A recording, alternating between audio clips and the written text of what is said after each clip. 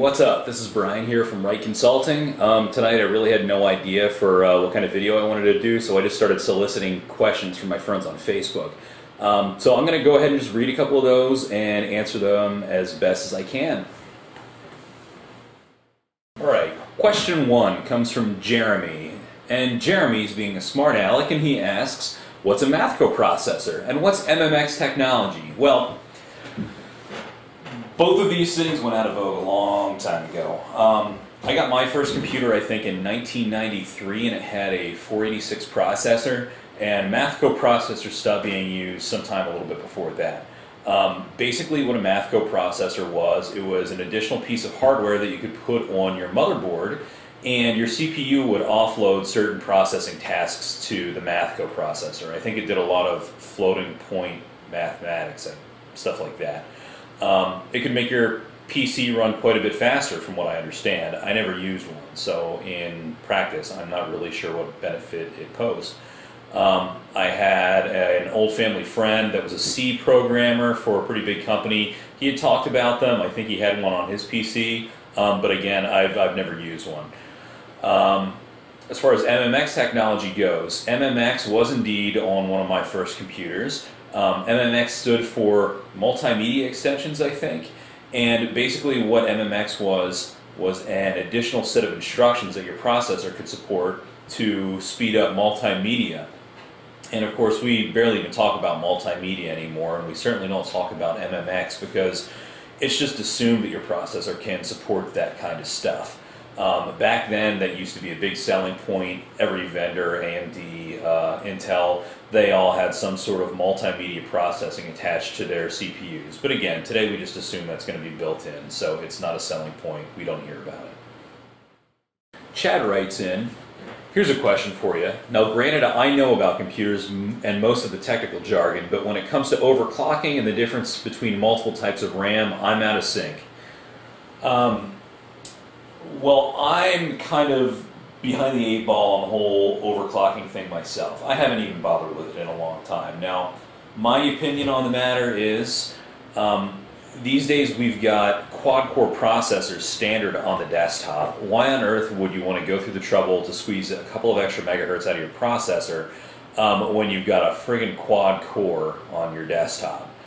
It just doesn't make any sense to me, both from a time perspective and from a monetary perspective. You're going to put a little bit of effort into overclocking your processor. Now I know modern motherboards make it a little bit easier. They have options directly in the BIOS to select a different processor speed. It used to be that you'd have to move jumpers around on your motherboard to do that, but it's pretty much built into the software at this point.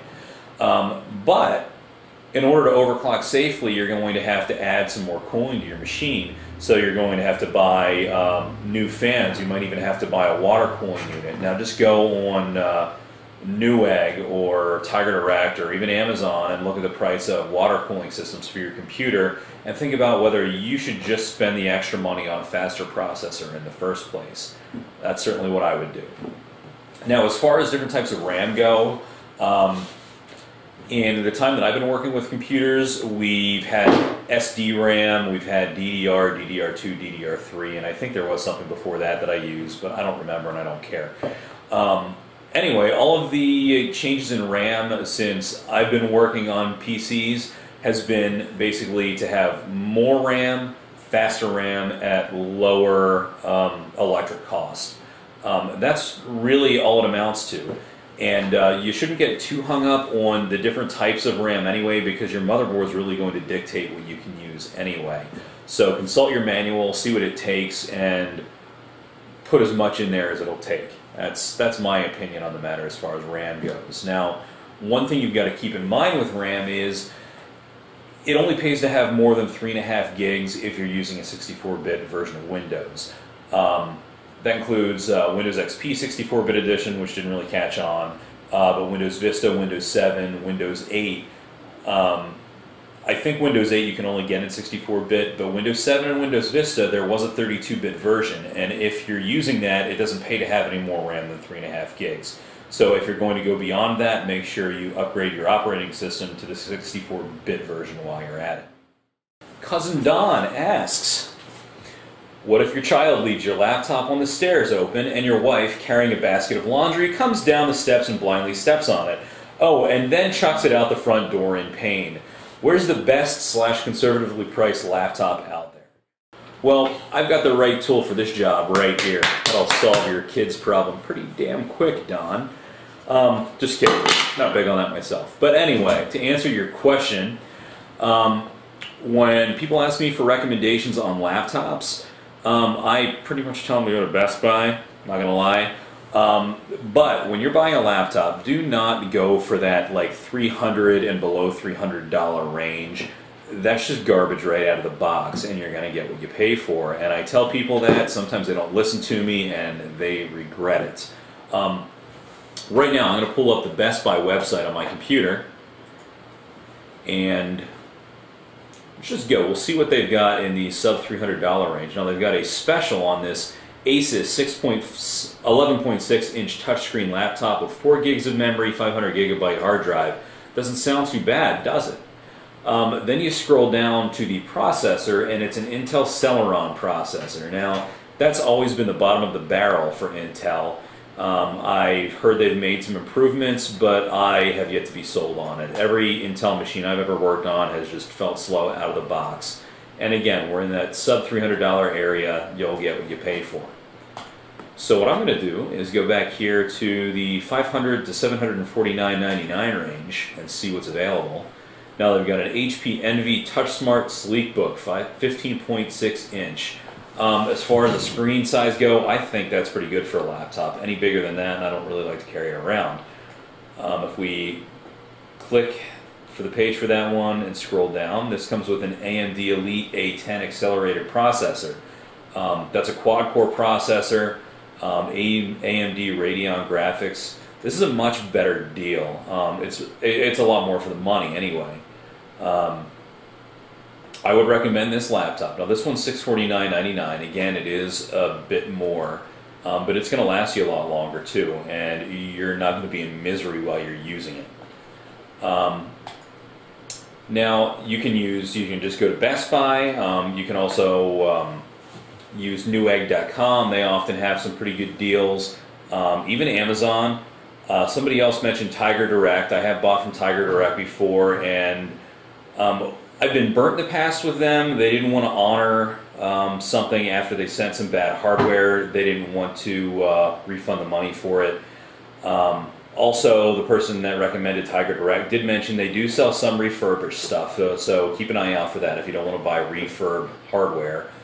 Personally, I'm not in favor of buying refurb stuff anyway. But again, my best advice with buying a laptop is don't buy anything that's bottom of the barrel. Stick above the $500 range. Make sure you're getting something with a quad-core processor, at least 4 gigs of RAM, and at least a 500 gig hard drive. And the screen size is up to you, but I wouldn't buy anything under 15 inches myself.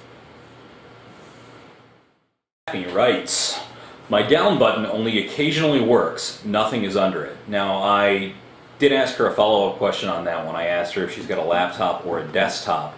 And she says she has a laptop, but I'm going to show you a couple of tricks that are in my tool chest for when I'm working with keyboards that are having issues.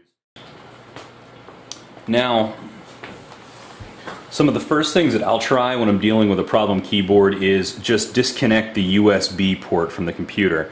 Obviously, you're going to trace your wire down to the computer. Mine's very much a mess right now. We'll see if I can locate it.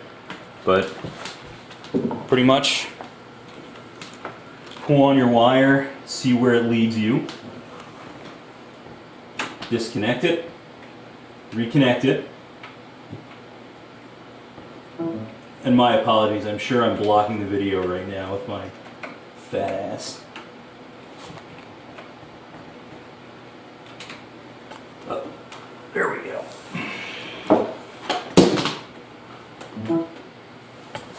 There we go.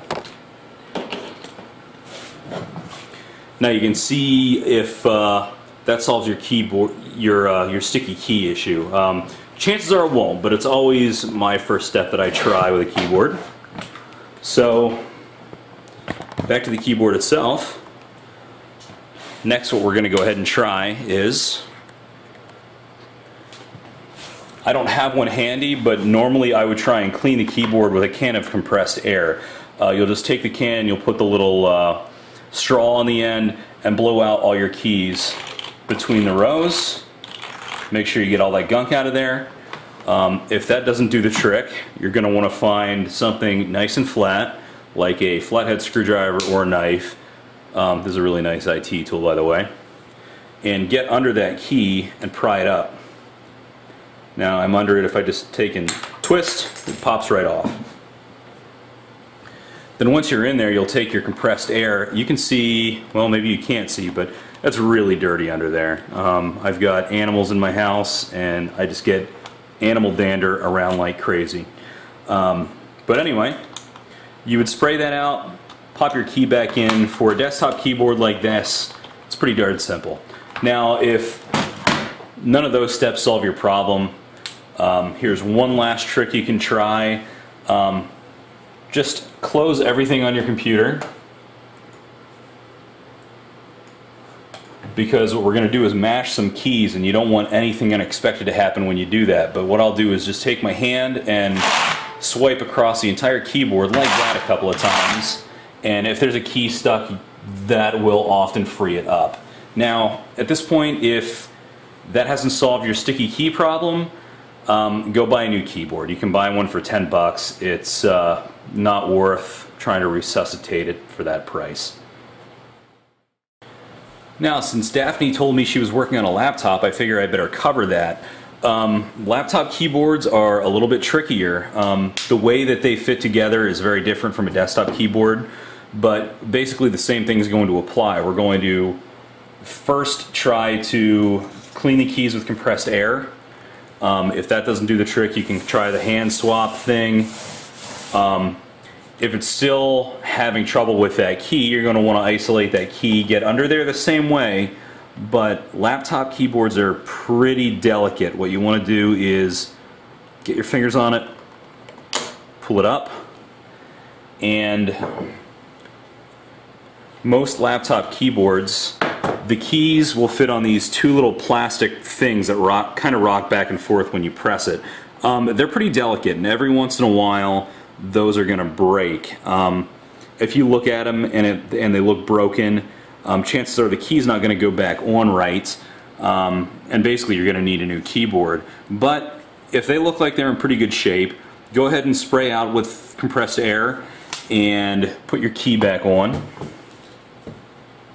And again, you'll just try and match the slots in the back of the key up with the little bars on those plastic rockers, and just press, and it should snap back together. Now finally, if your keyboard's still not working on your laptop, you're probably going to need a new one. You can usually find instructions to replace your keyboard on iFixit.com. I think they might even sell parts. If they don't, you can usually find a replacement keyboard either through the manufacturer of your laptop or through eBay. You can often find used parts on there for pretty cheap too, I might add. Replacing a keyboard on a laptop isn't that difficult. What it usually involves is taking out a ton of screws on the bottom of the laptop, and it varies by model, obviously. It's very different, so I can't really show you anything that's going to help you right now.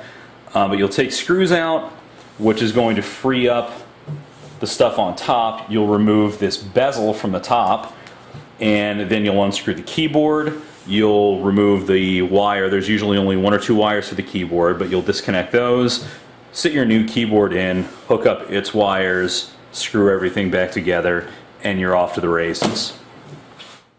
Alright, well that's pretty much all I've got for tonight. I hope you learned something. If you've got any questions, feel free to drop me a comment, shoot me an email, or check out my website and get a hold of me there. Alright, have a good night, have a good weekend. I'll catch you later.